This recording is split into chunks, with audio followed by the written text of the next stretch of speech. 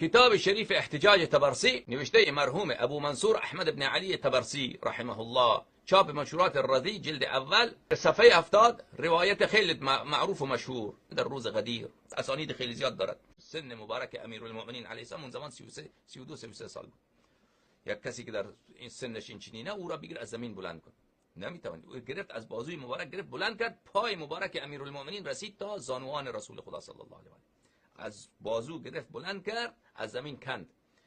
پای مبارک امیرالمؤمنین علیه السلام در بازانوان رسول خدا صلی الله علیه و آله رسید و در این حال اعجاز و کرامت بقیه سخنرانی را ادامه داد رسول الله صلی الله علیه و آله.